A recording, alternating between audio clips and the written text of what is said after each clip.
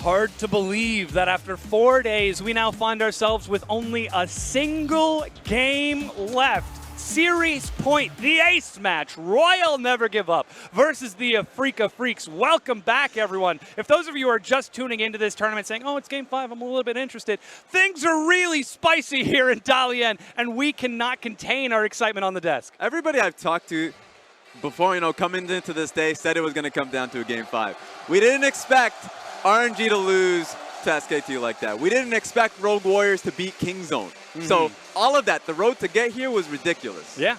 And now we finally arrived. It's the road to 3 wins, to take it all, to take the title of the best region in Asia.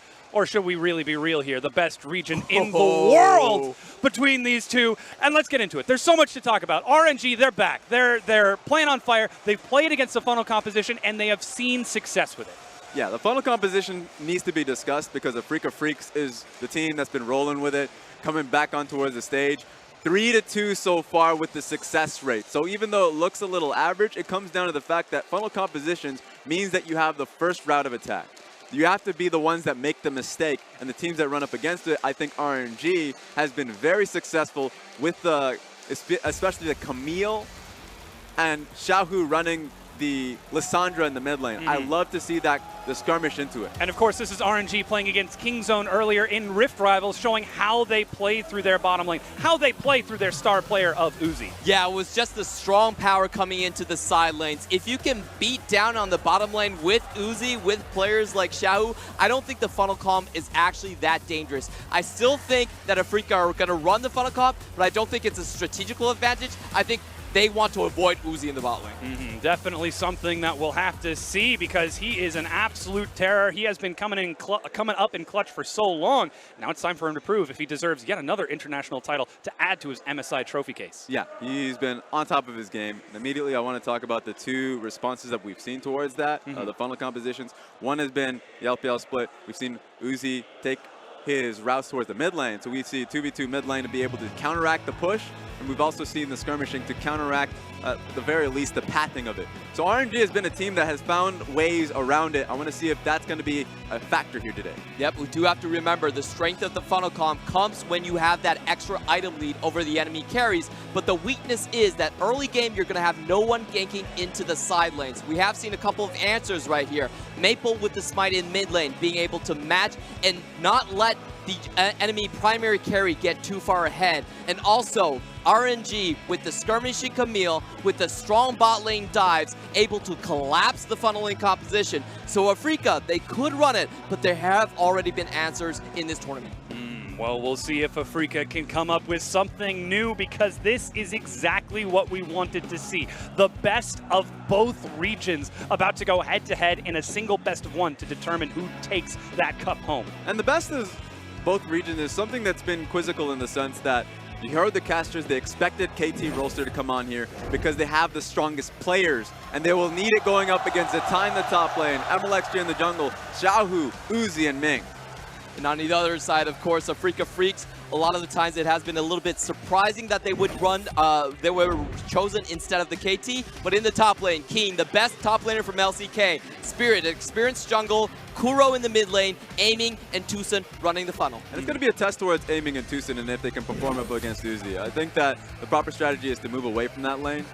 Right now, a lot of the focus is Uzi is going back towards lane dominance here, has been trying to focus in on that. So if you give them that opportunity, then I'd love to see MLXG try and path towards the bottom side of the map. Well, gentlemen, real quick, I got to get at your hits. Who is taking this? Is it the LPL or the LCK? Raz? LPL. LPL. It has to be RNG. I think Uzi's going to hunt Aiming down on the map. 2 votes for the LPL on the desk. But as we said, it's time to find out which region is the best in the world. Let's hear for the call of the game from our casters.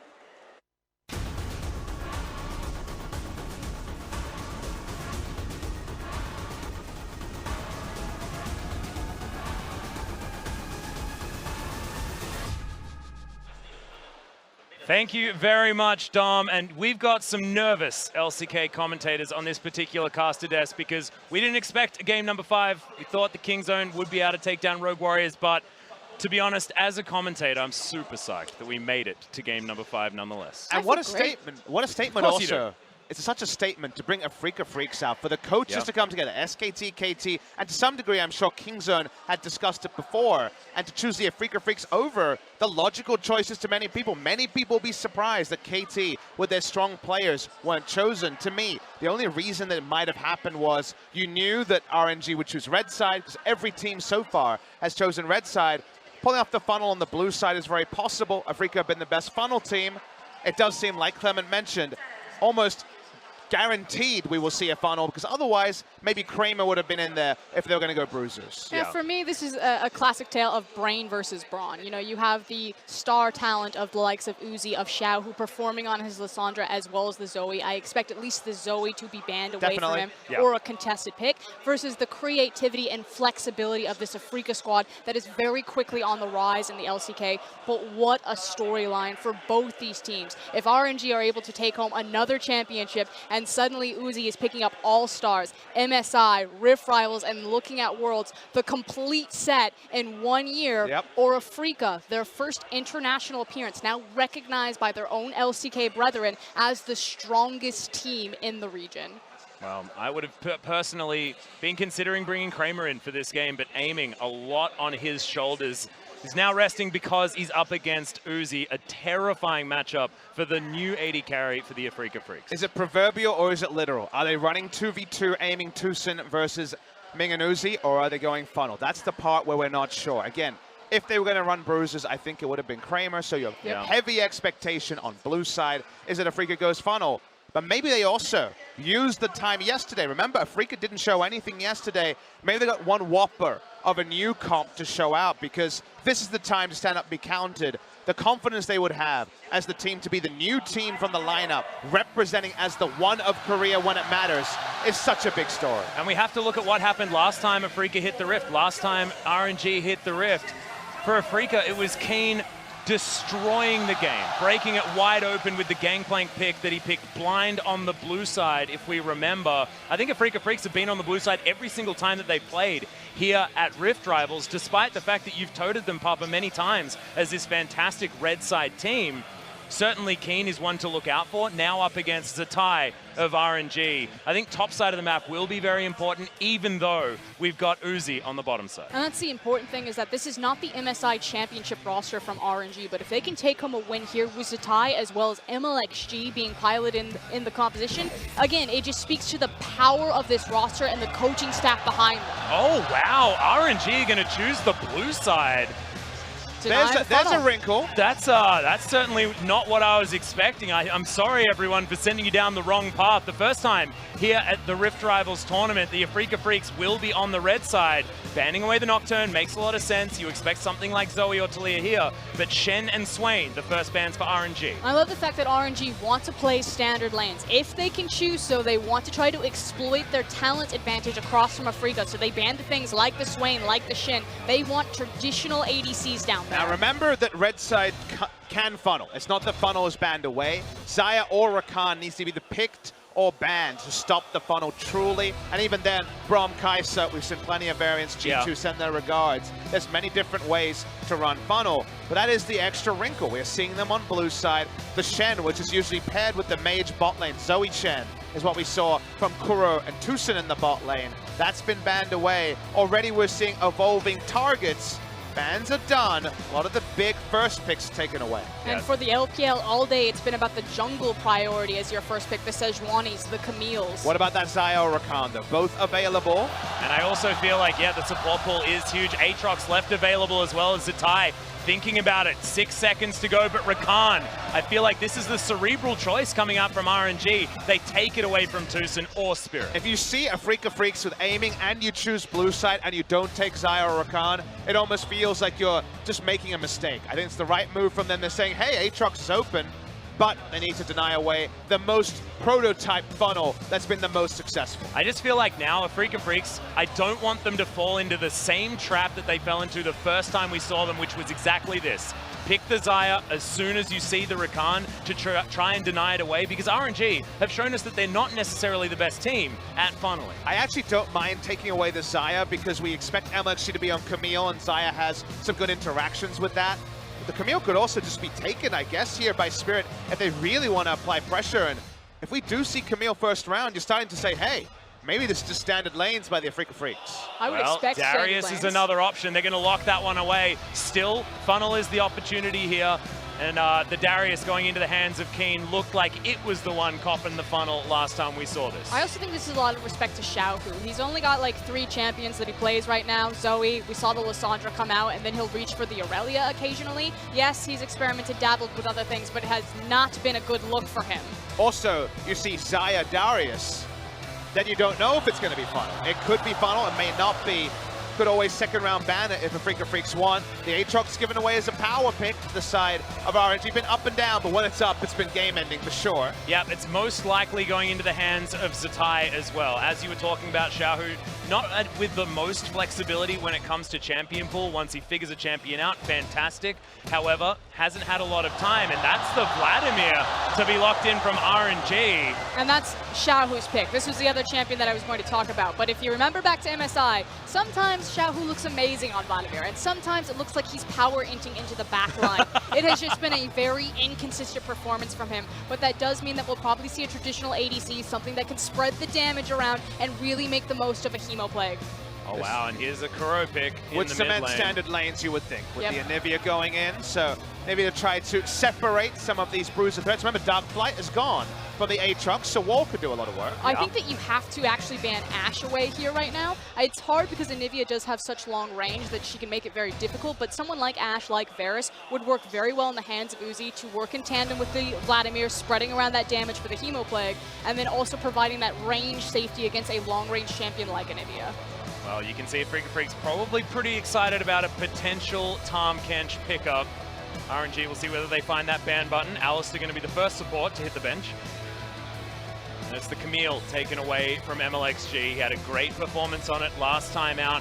Underleveled, but it didn't matter. His gank timings in the early game were phenomenal. Not going to happen this time, but we know MLXG has deep pockets. And I imagine, it's contrary to what you're suggesting, some sort of engage for Tucson. This Tucson on Tahm Kench has been a down pick for him. We think of that multiple games he played in the LCK finals of spring season. He's known for engage. And that's why the Blitzcrank was one I was actually wondering about, to try to cause a bit of a ruckus on the Rift. You can silence the Rakan, try to kill him after the hook goes in. So what is the choice going to be here? You'd think support. They still have a lot of options, but it could just be jungle and a last pick support. I mean, you could just grab the Sejuani at this point if you just want to have a very standard front-to-back type of composition. Yep. Certainly a consideration, certainly very Freljordian as well, grabbing a bit of an ice theme for the Afreeca Freecs, but now RNG have to let us know exactly what Uzi is going to be playing down towards the bottom side. But this feels like such a disappointment from Afreeca right now that they opted into a standard composition across from a team like RNG. I wanted Afreeca because I wanted the creativity. Would you like an Uzi? Because the fans certainly would. I certainly would love an Uzi Vayne. We're looking at the Trundle, the classic matchup into the Sejuani, still no closer to knowing what Uzi is going to be playing. You mentioned the Ashe, that is available. Varus, that is available. Some of these lanes with the Rakan have been fantastic. I personally would not like to see the Vayne unless they're planning on trying to shut down King. Exactly, too short range, but you can see Coach Hart over Uzi's shoulder, the two talking back and forth, obviously picking up the Trundle here to get just a bit more time, and it will be the Varus. I don't think you can pick Vayne here. She's too short range across from Sejuani and Anivia. Yeah, Anivia, I think, will stuff most of what she wants to do in a team fight. So this goes for the Varus, goes for lane power. What will the bot lane duo be with the Xayah locked in much earlier? Aiming has Smite we should draw attention to, and who knows what that means. They're considering some sort of pseudo weird funnel, potentially, but the Tahm Kench that I was talking about that, Puppy, you're not very excited about is going to be taken here. So a lot of safety on the bottom side of the map. At some point you're priced in because you see the Varus as well, and Tahm Kench, a very natural answer into it. But you start to wonder, we just saw a Kingzone game where low damage was a big issue for them when it came to puncturing through a front line. There's a lot of divers on the side of RNG, and one wall isn't going to be enough to herd them off. Afreeca Freecs They're going standard against RNG, probably the best standard team in the world by far. And that was the story of the entire tournament. You know, the LPL were so rigid on their meta. They had not bent to the bruisers, to the Heimerdingers. We've seen them cropped up a little bit over in North America for the Battle of the Atlantic. Those crazy picks were everywhere. But when it comes down to the wire, you bend to the LPL. You play standard around them. This isn't what I wanted from Afreeca, and I'm curious now if Korea are regretting not playing KT right now. Well, I don't know whether they'd be that worried about it just yet. We've got to get into the match and see whether Afreeca Freecs can prove us wrong. If they beat RNG at standard League of Legends, regular lanes, marksmen where they're supposed to be, this would be a huge statement for the LCK. Keen could be one of those game breakers. He's on the Darius again. Darius was Aatrox. We didn't go the Aatrox way, but this would be a statement career-making game. And Zatai, it's now his turn to turn up the heat as far as his laning phase is concerned. We've complimented him on his improvement in teleports, but his laning phase left a little to be desired, especially on that of the Aatrox. We'll see whether the Darius matchup for Keen is going to be a different story than the other times we've seen these two champions in a lane together. He's always been the 1v1 top laner, didn't get to go to MSI, casted it from home in China. He now gets to be on his international stage and try to attempt to lift a trophy for the first time. Well, this will be absolutely huge. Remember, for MLXG, this is a huge moment as well. He wants to have some of that glory and prove himself as the RNG jungler. No caster this time around to win MSI. This Rift Rivals is going to be MLXG in game number 5. It all comes down to RNG versus the Afreeca Freecs. It's a blood moon tonight. I can tell this is going to be a bloody game. See whether it's Afreeca Freecs or RNG. And you can hear the stage behind them, the crowd roaring. Rogue Warriors, RNG came to them and said, win us one. Rogue Warriors return the favor and say, now go win us the championship. Everything is behind RNG, all of the momentum behind the LPL. And to say the stage is set would be an understatement. The stage here in Dalian, beautiful and also filled with fans expecting an LPL win. And I actually think that RNG do claim something tangible with a win here. With the way that Rift Rivals is interpreted, you might say, well, what is that? If they win here, we have arguments on whether this is the best squad to ever play League of Legends, because that would be Zatai and MLXG also being able to be clutch, being able to pick up a win when their country, when their nation, when the fans need them to. And that would start to say that they have 7 players who you swap in and out can make big here plays. we go. Zatai thinking about going back to his roots in the mid lane as the Aatrox is going to be picked up, and Xiaohu going to be on the top lane, Predator Vladimir. And the thing about Zatai is he was very well known. He was the former mid laner of Invictus Gaming. He's been playing since he was 15 years old, the same alongside Uzi, one of the longest standing. I believe he's number 2 in terms of LPL players on the list for when the league was created, and he has played all sorts of crazy things in the mid lane. Hey, we got 2. Yeah, we got 2. I feel pretty damn good Woo! about that, to be honest. I was almost expecting it to be 100% because a lot of the fans here in China are putting their voices out. Always got to be a couple of trolls. Yeah, exactly. Okay. So we're just going to say that it's 100%.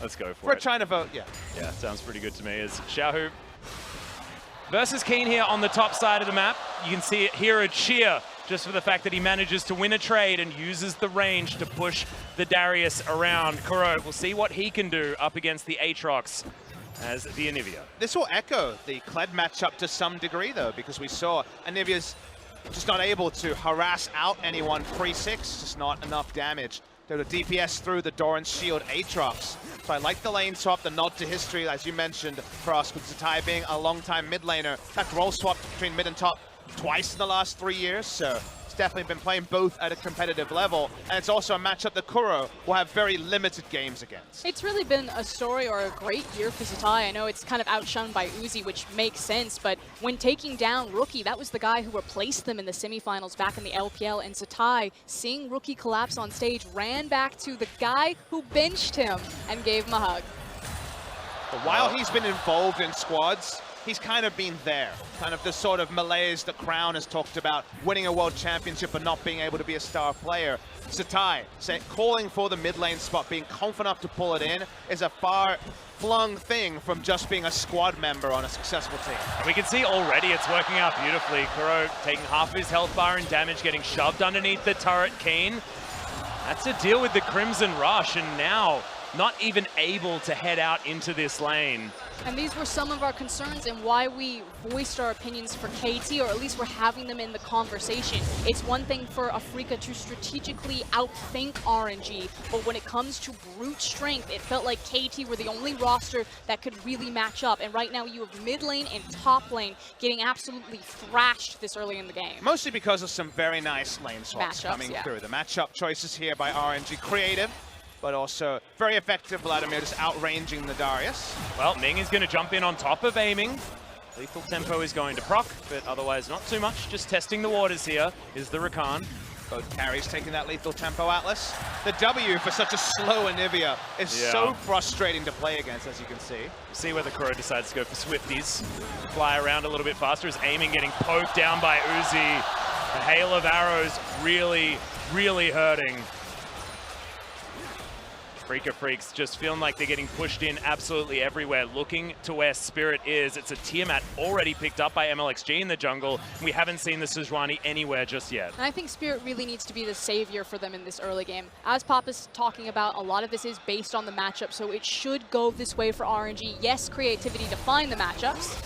Well, Tucson is going to spit a minion towards Ming, but it's not going to stop the back from Uzi. He's looking to try and teleport back in.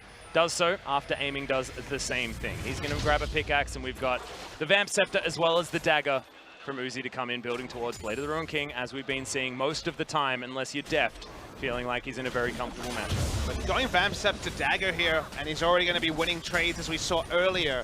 He's going to have a pretty significant health advantage for the majority of the laning phase, and that usually crests in aiming and Tucson about half health under their turret with no lane control. So we'll see if Sejuani will try to impact that lane and stop that for now, considering a top lane gank is the Sejuani. Yeah, Spirit going to set himself up there, and now Kuro has made it to that all-important time of level 6. Is MLXG perfect position for a counter gank, or is Spirit as Keen half the health bar as Hemoplague? He's just going to get flashed on Spirit. Great double knockback for Keen. He's going to go down for first blood. He goes over to Shower Spirit. He may actually suffer this one as well. The flash is available, and he just pulls out the blood. RNG, they're not pulling any punches this game. It's looking disastrous already for the LCK. From bad to worse for the LCK. The fact that MLXG starts the gank with the flash as opposed to using the pillar, then has it to make sure that he not only picks up one kill, but then also is able to grab Spirit. And I was shaking my head very early in that because the level 6 ping meant the Hemoplague went down. Spirit was already second guessing whether he should commit. Eventually went in with the flash. He thought, okay, I've gone for the play footwork, maybe I can make something happen. It was only going to go one way, and the double death chamber for Afreeca is a huge advantage to what was already a winning early game for RNG. And again, you look across this roster, and it's first time on an international stage and still a lot of inexperience, especially when it comes to this new top laner in Keen up there. Yes, he's got a veteran standing next to him like Spirit, but you think about these intangibles under a high-pressure situation, trying to read the map like that. What are the comms? Because it felt very muddied there from Afreeca. Well, speaking of muddied, Zatai continuing to be frustrating to Kuro. He still doesn't have boots available. May have actually got the free ass version that will be coming online in about 3 minutes. But just a tier and a ring. And this Anivia is just going to have to sit there and put down an ultimate and hopefully stay in range. Probably should load in a prayer at some point there, Atlas. Yeah, and more prayer circles. We feeling like it's continuing down the same path. The prayer circle worked damn well for Rogue Warriors last game. Lane phase doesn't look great right now. And the silver linings are so situational. For the Afreeca Freecs, we're already saying, what about Spirit being a silver lining? As Xiaohu hits 6, they go for the all-in. That just means that RNG were a step ahead of the play. Keen is always going to go down. He had done very well CS-wise, and Xiaohu doesn't even have to flash to pick up this kill. Walks up, gets the last transfusion. That's the top lane exclamation point that the side of RNG was looking for. And now, unless it's going to be a really impressive objective play, in terms of standard lanes, a disaster for Afreeca Freecs. And this is the most terrifying thing about RNG, though, is that it feels like we haven't truly seen their ceiling. Because again, when Uzi is playing the best that he ever has, someone like Xiaohu was having a very inconsistent performance. But if you think back to 2016, when Xiaohu was on his high, you know what's capable. And if RNG ever return to that form across the board, they will be one of the most devastating teams that League of Legends has ever seen. You already have questions like, who are their best 5? And can you answer that question in a vacuum? Or do you need to know who you're facing to be able to work out 6 or 7 players? The 6 is all you can bring to an international tournament. But Karsa, MLXG, and Zatai and Letme with so much different playstyle that perhaps you just have that embarrassment of riches we always talk about on the Rift, but off the Rift as well. RNG has so much, and Keen, he's got nothing. Yeah, RNG have absolutely everything. He's trying to get up to even look at a minion, but can't. And this is going to be first turret going down very easily. Afreeca Freecs look like they have no idea what to do. And the issue is that there's just too many lanes bleeding out right now. Spirit can't be everywhere. He was burned very hard when he attempted to dig Keen out, but he needs to pay attention to his bot lane, hand over the blue, because Anivia is so dependent on that to just even step forward in the lane across from Aatrox. There's no assistance coming for Keen. This is one of the most one-sided early games that we've seen so far in this tournament, let alone this series. RNG really just destroying Keen. Gonna get Hemoplague, but Kuro is here. And MLXG, he may just pay the price. Trying to get the autos in and knows that he can just fight back, and that's something on the board for the Afreeca Freecs. It's okay, LCK. MLXG's got you. He'll give you one. But it's Score's birthday, not the LCK's. Yeah, exactly. A present's always nice, though. I'll take it. Yeah, thanks very much. Tucson is going to wander out of the way of the Infernal Chains as Zatai clears out the control ward. All of the control available here for RNG. Won't let any of those pesky wards stay on the map for long. Having to farm with your Relic Shield and Tongue Lash feels pretty bad. Nothing overcomplicated for RNG to do this and keep playing the natural game they were. We already talked about the item lead bot side. It's going to be hampered by the fact that the second purchase was a bit of boots here, working towards the Berserker Greaves, is aiming. Spirit has been second to everything on the Rift, and MLXG, while he was a little bit too happy to pull the trigger on that turret dive, has otherwise allowed the Vladimir to be in just a huge place in terms of items. Going for the Reverie as well, so mixing up. Usually we've seen a lot of experimentation with the Vladimir builds, but understanding that he's been unlocked, that he can use this item to run down the Darius. Well, Spirit is going to give away his position, as you saw just there. Uzi and Ming know exactly what not to do, and that is fighting. But yeah, 30% CDR already built up by Xiaohu towards the top side. There is nothing that Keen can do. The transfusions are going to be coming in all over the place. Even level 9 has been hit. He basically has to hide at his tower, and more important is the safety net of vision that RNG have placed underneath Xiaohu, a very deep control ward to try to spot out Kuro as he tries to assist him, or anyone that wants to walk through the base gate. If Xiaohu wants, he's just going to sit up there infinitely and try to poke and prod. Well, Teleport is going to come in here, as there is a Sejuani to try and help him out. Aiming will throw a few feathers forward. This is real scary. Like you were saying, MLXG is down there. Shelly's being taken as well. RNG so greedy with their play, but it looks like the punishment just isn't there from the Afreeca Freecs. You say greedy, but I don't agree, Atlas. Look at the map. They have so little control of anything that actually it's stupid not to take an opportunity if no one's there to answer you. Afreeca Freecs have the highest ward cleared per minute rate of the LCK, and one of the highest I've ever seen. They can't get near wards, minions, turrets. They can't get near anything. So take all the freebies. Everything in the game is just a free handout to the side of RNG. Never have I thought that the jungler being bot side means that it's a free Rift Herald, Papa Smithy, but I can't help but understand your logic. Spirit can't even take a dang red buff. I mean, frankly, this is a not like this type of moment. This is not necessarily the best of 5 fifth game that I wanted to see come out from two Titan regions like the LPL and the LCK. The crowd is loving it, but I am just wincing for Afreeca right now. RNG are handing out a punishment like we saw yesterday, Machi and G-Rex receiving. This is the sort of one-sided game that you wince at, but RNG from the start, from the blue side choice into the draft here, and Afreeca Freecs kind of, I guess, necessitating themselves into going into a pretty standard draft. It always coalesced in what is just a pretty embarrassing early game where Afreeca Freecs have nothing to hang their hat on, no real win condition to look forward to apart from maybe later. And at this point, it's about minimizing those losses, making sure that they can stall out how quickly the towers are taken down. It's unfortunate because finally it's not a Cloud Dragon, it is an Infernal, so the RNG certainly biting them in the ass right there. But ultimately, it's just staunch the bleeding, hang on as long as we can. We still have a 5v5 composition. We can still try to out-execute around this, but Afreeca need a lot of time. Well, lose less isn't necessarily the best winning strategy, and RNG are just winning more and more and more across this map. 3,000 gold is the lead. You may not necessarily feel like that is a large amount, but with the amount of control they have, with all the neutral objectives that they have, that is huge. It's aiming, even the gleaming quills are landing here from Ming, despite it meaning anything or not. And I have to pull one out for the Sejuani, because what lane do you go to?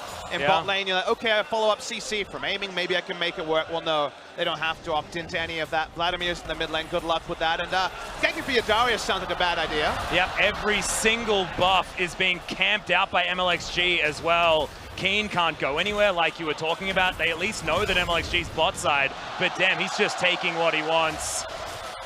And this is what happens when you choose to standard lane against some of the best laners in the world.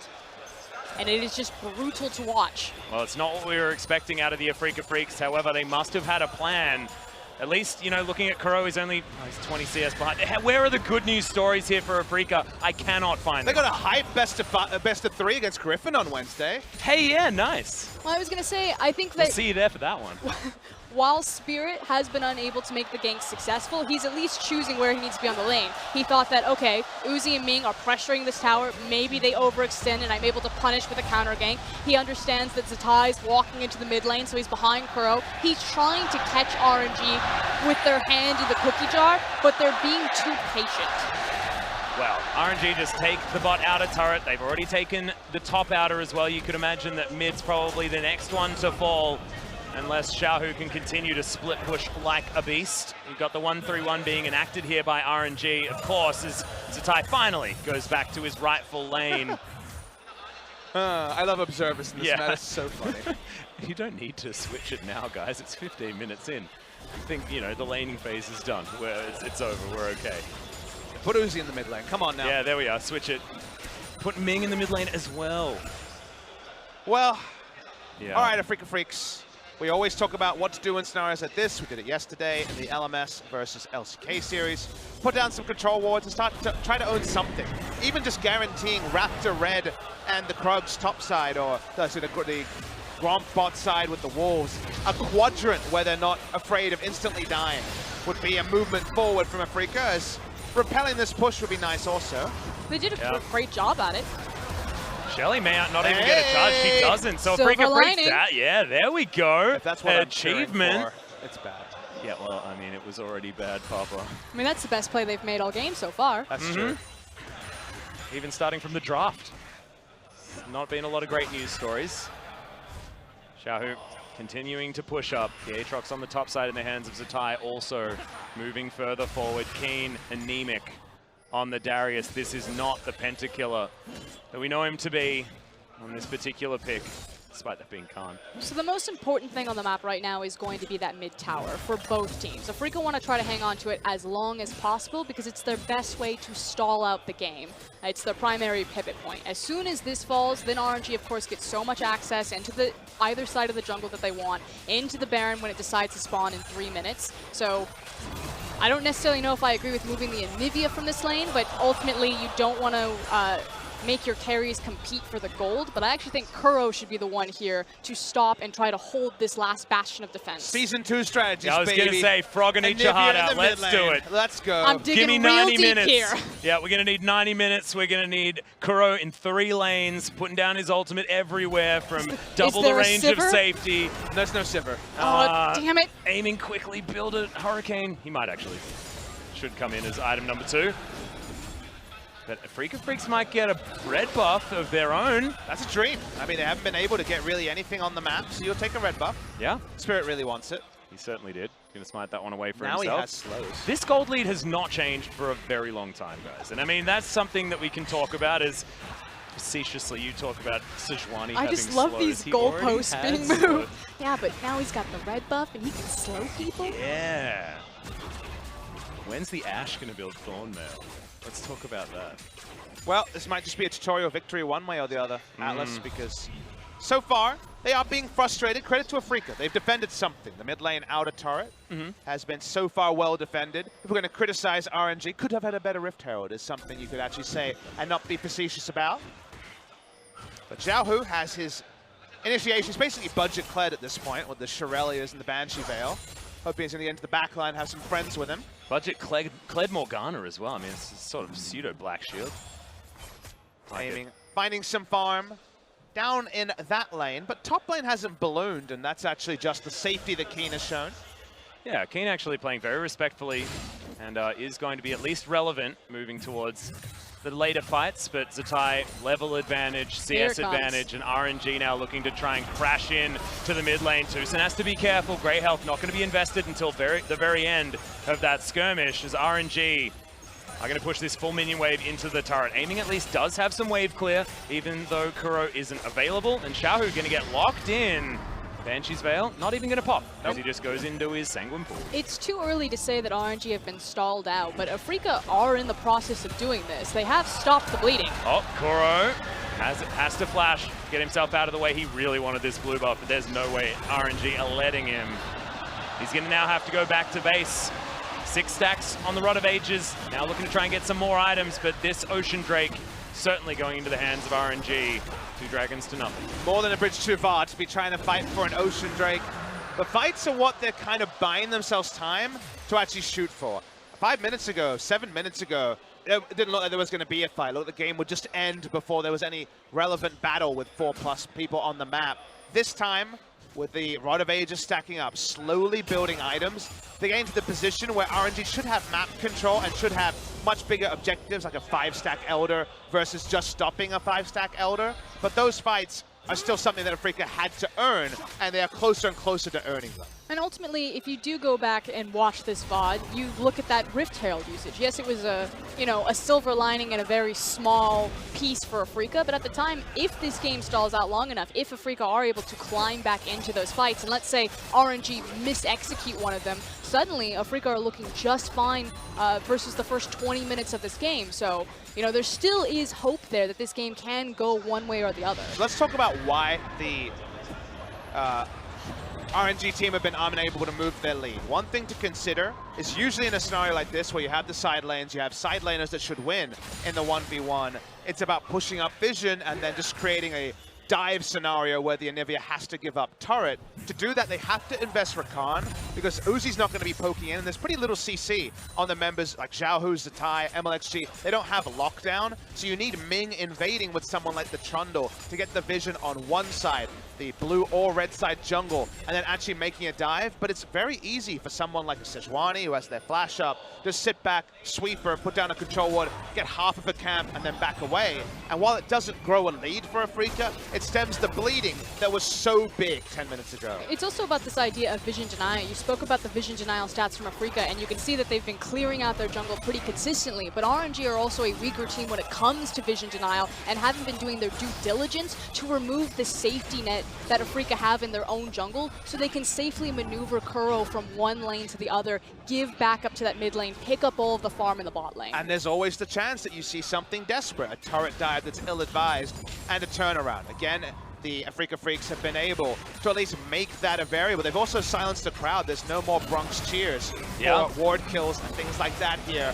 Everyone is understanding that Afreeca have got much longer leash as Xiaohu does threaten some sort of dive. They know that's low percentage to dive this turret, and now 22 minutes in, the mid lane turret is still there, and it's still just a 4,000 gold lead, in fact, less than 4,000. And we use the word desperation, but the other word that does apply to LPL teams is frustration. They constantly get stalled out in these ARAN types of scenarios, and like Pop is saying, with, these very risky dives, suddenly, high reward, low risk plays start to even out, and that's where Afreeca find their step back in. At what point are RNG going to get frustrated enough that they try to force a dive that they shouldn't, or they try to force a Baron that they shouldn't? Yeah, and in situations like this, what we need to talk about is what does a team fight look like if we make it to a point where these teams are relatively even. You fast forward another 15 minutes and the gold lead's still like this, I call it an even game, to be perfectly frank with you. So, does Afreeca Freecs win in a late game fight when you've got the items that you want, given the fact that they have the champions they have, or can Uzi carry forward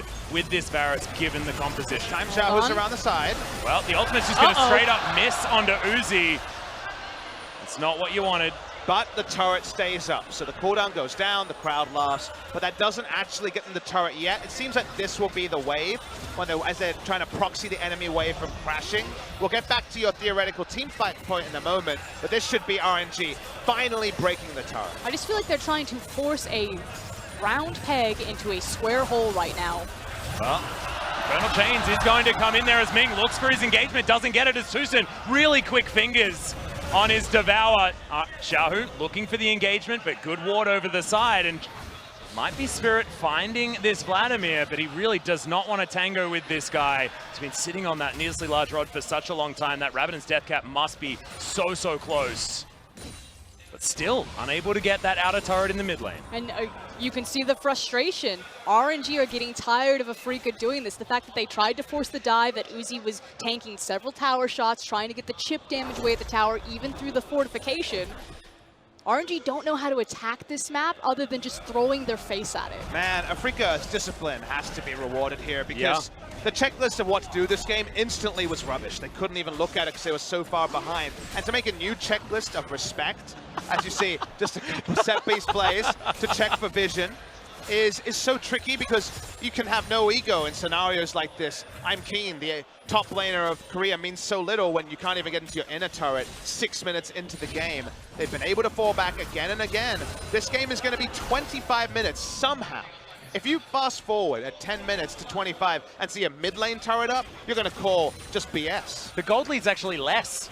They haven't been able to increase it at all. It's in fact been Afreeca Freecs getting farm on the side lanes. This should be the turret unless RNG don't get there, and they don't. I mean, it's just huge shout out and credit to Afreeca's coaching staff. They look so drilled right now. You will buy wards, you will place it like this, you must check the Baron at this time.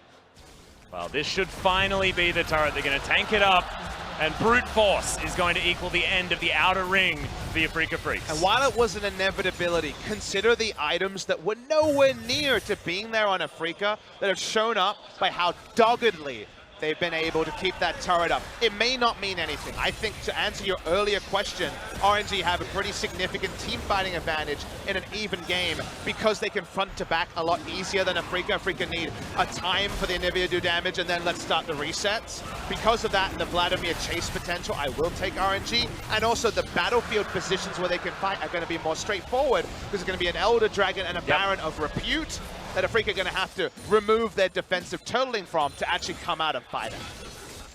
Well, we'll see whether Afreeca Freecs can pull a rabbit out of a hat. They've already done what I saw as being relatively impossible, surviving to 26 minutes in a game where they still have all of their inner turrets and haven't suffered any more deaths of any of their members. Now, win or lose here, you know, if you open up this post-match thread and people are just complaining that it wasn't KT, go back and watch the tape because Afreeca should hold their heads high for their ability to hold like that, especially against a team like RNG. And I made the joke earlier, what do you do for a man who has nothing? Keen had nothing, Afreeca Freecs had nothing, they had no control. The gold lead did not read where the game was at. The game state was, Afreeca have no options in terms of the map. Well, what do you have then, Atlas? The thing is you have is your principles, you have your training, you have your learning. Yeah. And that's what they fell back on. They said, well, this is a disaster, what can we do? That was extend the game. Now we see RNG took a long time to problem solve getting that mid lane outer turret. If they could get a Baron right now, that would be huge for them. Well, control ward in the back of the Baron pit. They did start it off. Only a couple of members of RNG just testing the waters here in this river. And it's very scary to approach the Baron at any point. RNG's composition, the ability for them to turn off a Baron that they start is massive between the Trundle and the Rakan. So Afreeca must approach this objective perfectly, otherwise it's lights out, despite how patient they've been for 15 minutes. Have a lot of options, Sejuani, Tom Kench. They have a lot of ways to check this. The wall also, over the wall. Yep, well, they are going to get another ward in there as half the health bar of this Baron has already been taken down. RNG, they could be walking themselves into a 50-50 moment. Nice double stun comes in from Kuro as Afreeca Freecs. They don't want to fight straight up, but they'll try and steal a Baron if they can. Looks like RNG doesn't want to go for the 50-50. Pillar position's decent there for MLXG. Do want to say that it is level 13 Smite versus level 12, so still technically a 50-50. A lot of the surprise factor to Spirit. Level lead there, and Afreeca Freecs make the recent call of they're not going to try to finish it. They're not going to play like they have for the better part of 6 months and then just go for a 50-50 Baron. Nice little play by Kuro. Yeah, as Ty gets over the wall, thankfully Umbral Dash is going to be enough as they've engaged onto the Vladimir. He just straight up dies, and that's aiming, grabbing the kill. Xiaohu may have thrown away the lead. What did I say about Xiaohu? Such an inconsistent performer. Sometimes he looks incredible and like a disaster in the exact same game. And that is one of those moments that you just cannot afford. RNG, they're getting tired with Afreeca. They are not used to this type of pace of game. They thought they would have won by 26, 28 minutes for Skurin, and I think a lot of people would have joined them in that camp. Of the LPL. We've had so many famous base defenses, Captain Jack, CJ way back when. This is not a base defense, this is a lost game being salvaged by Afreeca Freecs. They get the pick, Xiaohu's too far up. If they find a way to win this game, it's just one of those games that stats can do no justice for how much of a momentum shift we've seen. And if they lose, they can hold their heads high, because given the premise of you went in standard and got the most obliterated in the first 8 minutes, to still be competitive 21 minutes later is something amazing. And there's still standing gold on this map as well. Yes, Uzi shoving waves in. You've got Vladimir now back on the map, able to shove waves forward, but there's outers to be taken. The first turret for Afreeca just fell down.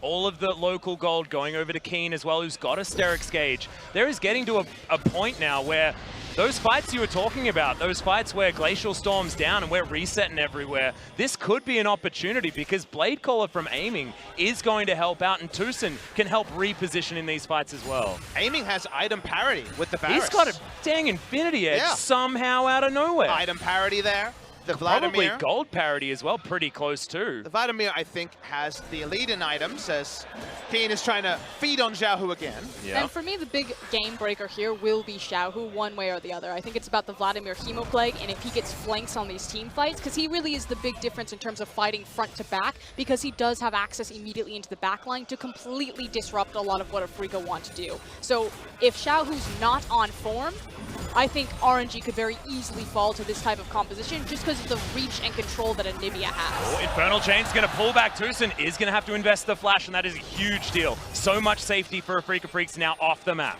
Also safety in the base checks that Tom Kent would want to evacuate you from around the Baron. So this Baron, I think who takes it first will be the predictor of who wins this game. And RNG, they're on it. They know this time the pillar could be big. They could just kill the Tom Kent.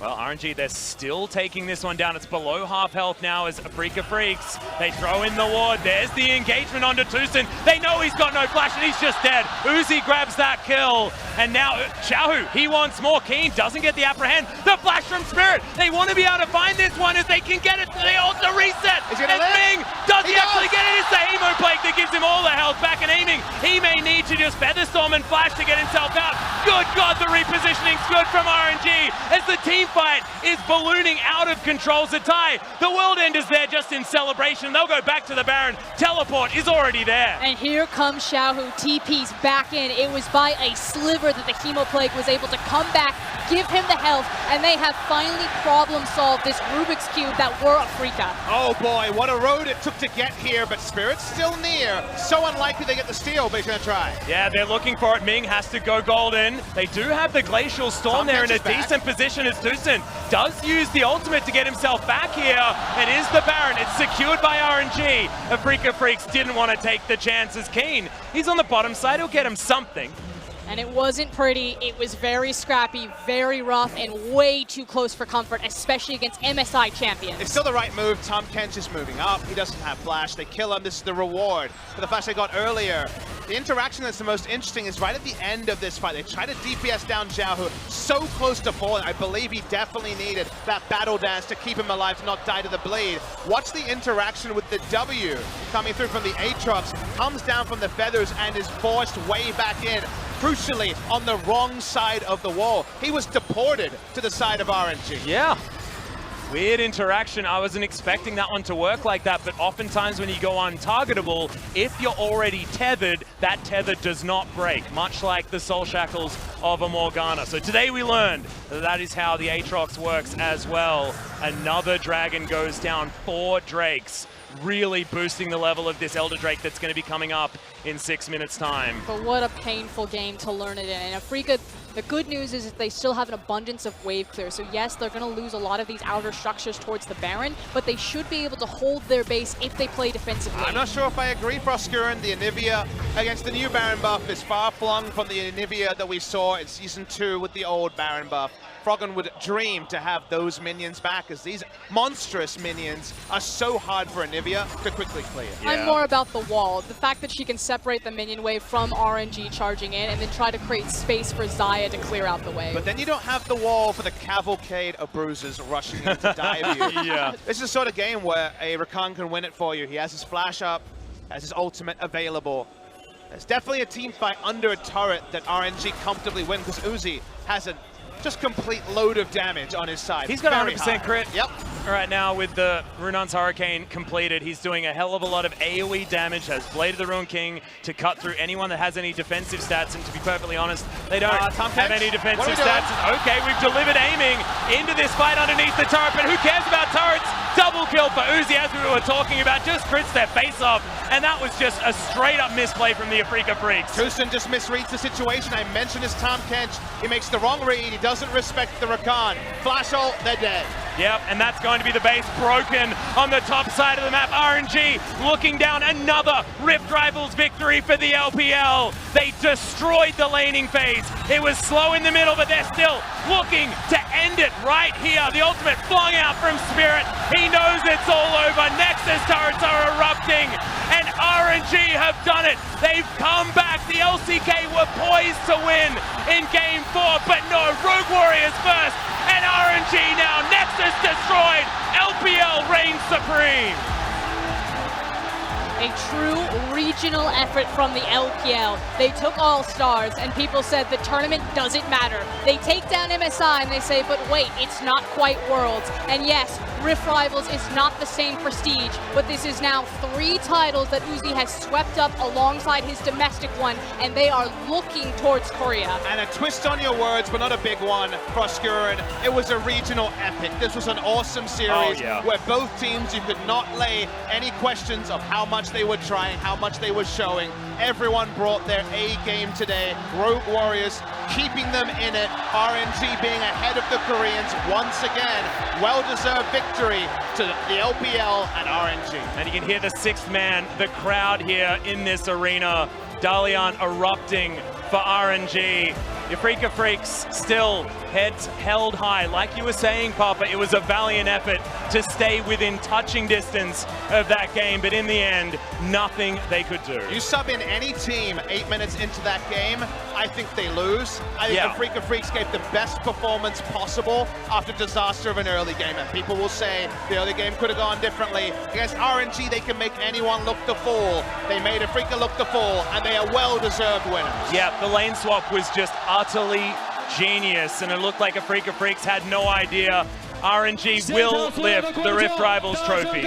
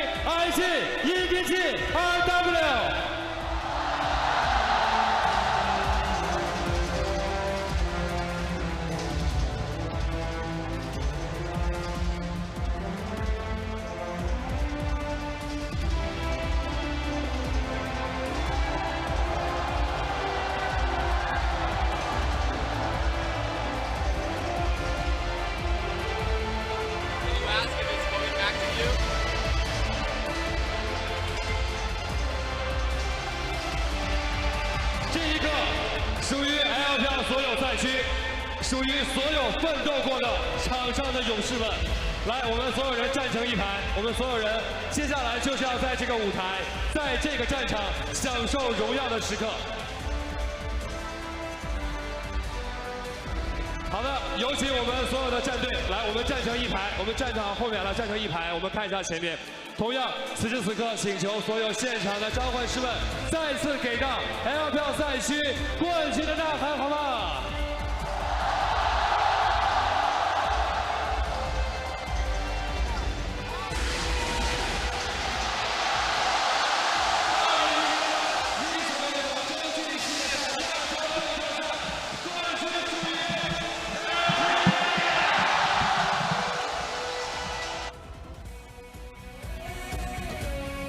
在捧杯之后，我们请站成一排，因为我们接下来要颁发我们的冠军奖牌。好的，来，请我们所有的战队站成一排，接下来就是享受荣耀的时刻了。哇！通过了这几天的努力，我们在场上团结一致，最终获得了这次比赛的冠军。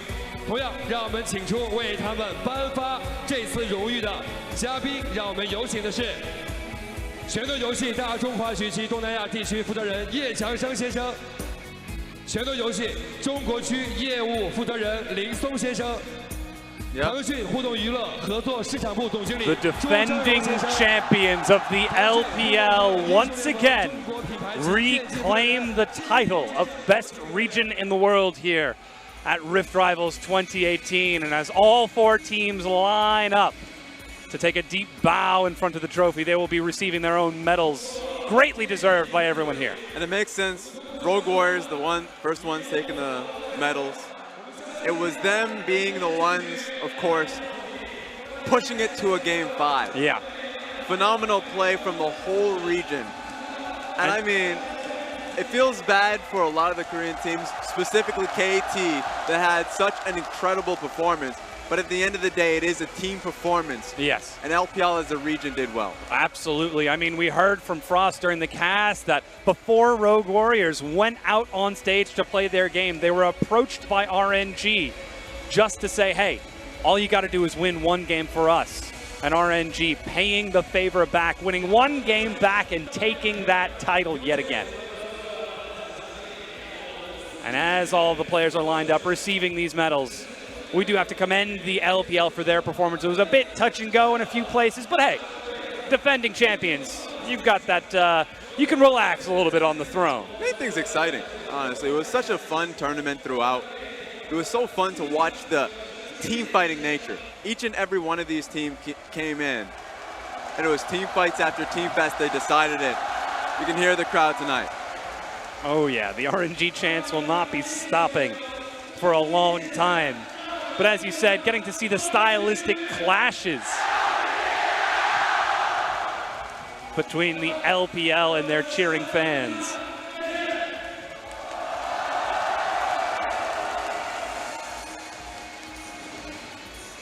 And again, a big celebration to the LPL for taking this win as they are all lined up. Of course, some representatives coming out to further celebrate this, but it was by no means a foregone conclusion. This was a tournament of grit. We got to see growth, we got to see development the whole way through. Yeah, you know what? I was watching that game specifically, and I felt like there were so many opportunities for Afreeca Freecs to come back into this one. And the same went for the last game as well. Yeah. There were so many moments in which we just kind of casted these teams off. And it comes down to the fact that it's a never say die, never give up attitude. Yeah. Rogue Warriors come back. Same with RNG. Happening again, once again in the back. Beautiful performance overall to see this happening in the back. Yeah, of course, once again, they're lifting up the trophy in front of the crowd. The chants are just nonstop. I assume that they're going to keep going. But again, we do have to celebrate the LPL for taking this victory and what this means for the LPL going back into the regular season, which will be resuming in a week, because Rogue Warriors, they showed us something pretty exceptional in that Game 4. I mean, of course, RNG, the heavy favorites coming into that Game 5, that was expected. But I think the biggest surprise to all of the fans at home was that Rogue Warriors came out and showed their style so loudly in Game 4. That was the lesson that they learned. I mean, they went right back to what got them the victories in the first few weeks. And then on top of that, they were being taught countless lessons, taking losses at the very beginning of the tournament just because of the vision control when they went up against KT, and ultimately when it went up against the LMS teams, Mad challenged them. And so the culmination of that, this was the result of it. A Rogue Warriors that understood that they can still play their style while respecting their opponents, playing it slow in the early portions of the game.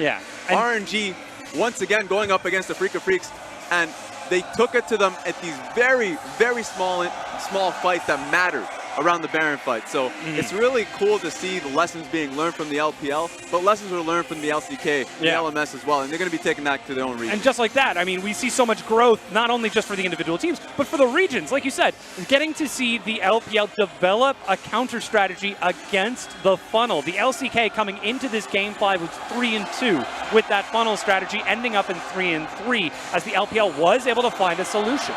Yeah, they found a solution, but ultimately, I would say that LCK teams are going to go back, and they're going to believe, and I truly believe that the funnel comps are still the right thing to do. But you still have to be able to execute it when it comes to the team fights, because so many opportunities. We saw what happened to Afreeca versus at EDG. That is a proper way to do it, and they properly answered in team fights. And when they really went up against the dive compositions, it always comes down to the executions of the people who have the gold on them. And so team fighting still means a lot. Team fighting still matters, and a lot of the teams here realize that. Afreeca Freecs is one of the biggest lessons. Of course, still being highly placed in the LCK, they have a real shot of going into a world. So even though the implications of this tournament, it's just a lesson, and it's a very strong lesson for them. I mean, we heard it from the casters themselves. Papa was saying it. To be down so far at 8 minutes and still stabilize 21 minutes later at the 30-minute mark, like that is no small feat to be up against currently the best team in the world. And of course, to celebrate that, we're going to have a moment to speak with Uzi and Doinby to celebrate their thoughts on the whole tournament in general. Of course, we're getting them prepared and set up. So let's continue to talk a little bit more about what other teams have learned, because we have to talk about Kingzone and KT coming into this. Kingzone were 3-1 in MSI. They got the rematch against RNG, dropped. And now we have to start to wonder, could this be turning into a self-fulfilling prophecy for Kingzone in these clutch games? It comes down to mental fortitude. If you watch the game and you look towards the player cams, players like BDD, just the shot callers of the team, they start to play a little bit back, especially when it comes down to the major team fights. I would say Kingzone, there's a reason why they were first place going into MSI. There's a reason why they're such a strong team and ultimately have veterans across the lineup. So a big lesson for them is not something strategically, more so go back, have a real discussion of what's wrong and like what's causing them to make these poor decisions in games that matter. Examine the emotional state in these moments. Yeah, and again, we also have to talk about KT. Everyone's favorite to go into that Game 5, but it was Afreeca who came back into that Game 5. We always say they're the KT roller coaster. They were on a high after day 1 and day 2. Can we still say they're on that same high after day 3 and 4? Yeah, I think that we'll have to see how they do in the LCK, but they learned their lessons really early on about discipline. There were a few games that they were playing with their feud, especially yesterday in the LMS games, but KT are the team from the LCK that you really want to watch going back to their own region. I think that they should keep their heads up, even though it's a loss to the region. Themselves, competitively, their eyes are on Worlds, and I think that they're on a really good path. And of course, you mentioned Worlds, we have to talk about SK Telecom coming in as the number 4 seed. You got a bit of a smirk on your face, Rez. It's really tough for them. I'm just hearing from my producer that our interview is ready now. It's Doinby and Uzi with Clement to talk about their Rift Rivals win. Hello, everyone, and with me are your Rift Rival champions, Uzi and Doinby. Can you say hello to everyone? 打招呼吗？打招呼，对不起，我忘了用中文说，我太开心了。Hello， 大家好，我是 UZI。Hello， 大家好，我是 Doinby。 My first question for you, Uzi. You've been so close to the championships so many times, but this year seems to be the year of the dog. You won the spring finals, you won MSI, and you now won Rift Rivals. Can you just tell the world what it feels like to be in your shoes right now? Does it feel like a prophecy coming true?